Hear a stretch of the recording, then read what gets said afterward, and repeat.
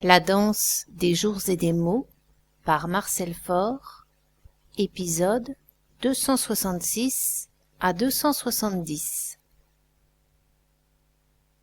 Mercredi 13 juin 2012. Attendez-moi! J'obtempère en pressant le bouton adéquat de l'ascenseur.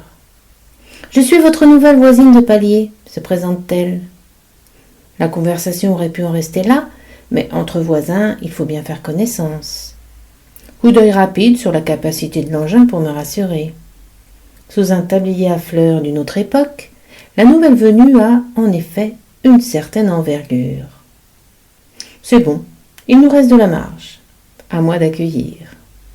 Alors, ce déménagement, ça s'est bien passé? En gros, oui. J'imaginais difficilement en maigre. Mais pour le lit, dit-elle, la phrase en suspension m'invite à poursuivre.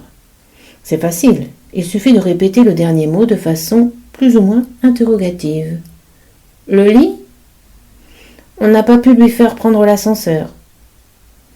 Celui-ci ouvre ses portes sur le hall du rez-de-chaussée, j'esquisse un pas vers la sortie. Aucune esquive possible. Elle s'accroche à ma manche, me retient presque de force. Il est trop grand, c'est à cause de mon mari, vous comprenez? Pas encore. Il mesure plus de 2 mètres. Alors vous pensez, dit-elle, pendant que l'ascenseur nous entraîne de nouveau vers les étages supérieurs. Voilà, c'est ma nouvelle voisine, très encombrante, un rien collante, bavarde juste ce qu'il faut, vêtue façon mamie années 60, et maintenant, muette. Ou presque. Ben alors, il est rapide celui-là, conclut-elle pendant notre périple ascensionnel. Jeudi 14 juin 2012. Attendez-moi! C'est ma voisine. Je ne vous la présente plus, sauf à dire qu'elle a remplacé la feuille de salade qui nous a quittés, sans laisser d'adresse, pour fuir ses créanciers. Depuis qu'elle a emménagé, c'est un état permanent chez elle que d'être ma voisine, sa raison d'être. Je ne peux que m'exécuter. Me voilà coincée entre la cloison du palier avec pour seule compagnie cette espèce de map-monde avec un collier tahitien imprimé autour du ventre, de l'hibiscus qui descend du nombril jusqu'au genou. Quelques jours qu'on se connaît. Tout juste elle ne me tape pas sur le ventre.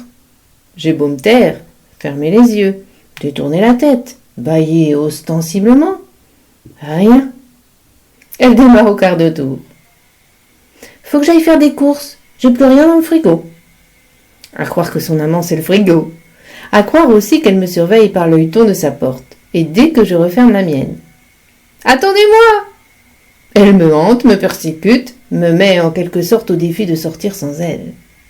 Si par inadvertance elle ne se précipite pas sur le palier, dès que j'y apparais, elle me manque aussi. Elle est une sorte de drogue dont je deviens dépendant. Je patiente un peu. Je laisse passer un ascenseur. Je me tasse tout au fond de la cage vide. Je mets une option sur l'énorme place vacante.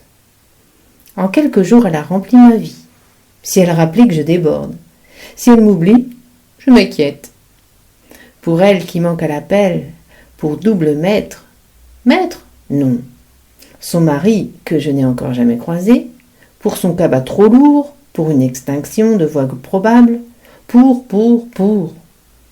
Mais elle est bien là. Avec les poussinettes, je n'ai plus le temps de rien. Alors c'est tout pour aujourd'hui.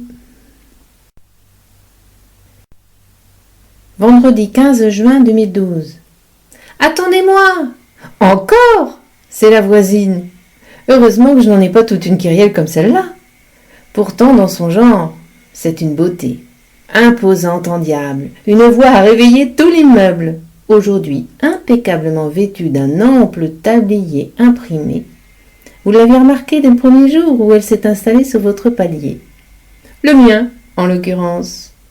Pas le genre à provoquer votre flamme, cette beauté tonitruante. Non, plutôt envie de partir en voyage pour l'oublier. Impossible.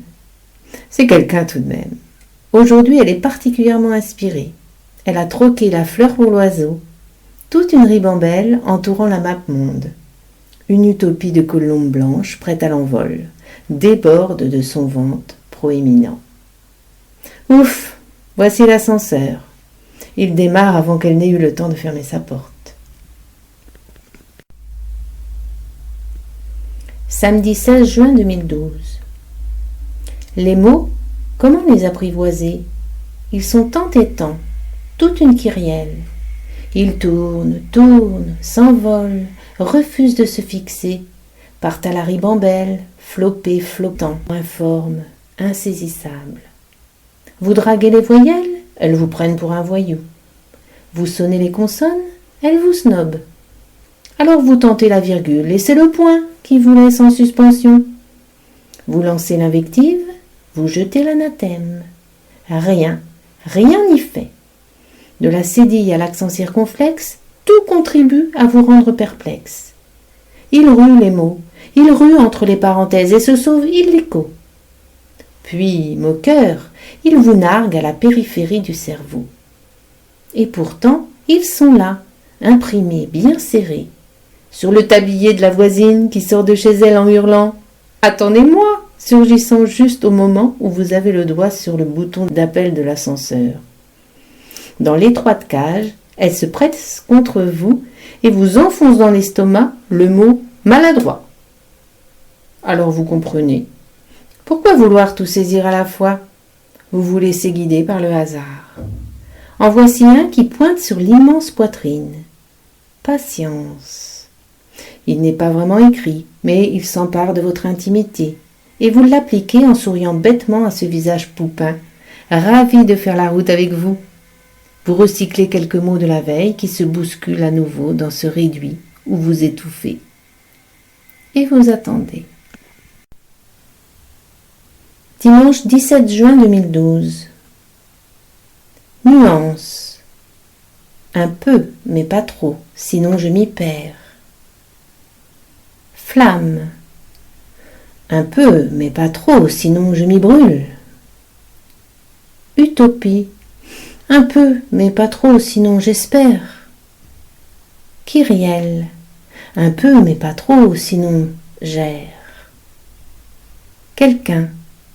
Un peu, mais pas trop, sinon je lui présente qui vous savez. Beauté. Un peu, mais pas trop, sinon je m'enflamme. Encore. Un peu, mais pas trop, sinon je suis malade. Oiseau. Un peu, mais pas trop, sinon je m'enfiante. Voyage. Un peu, mais pas trop, sinon je fatigue. Inspirer. Un peu, mais pas trop, sinon j'explose. Ensuite, peut-être.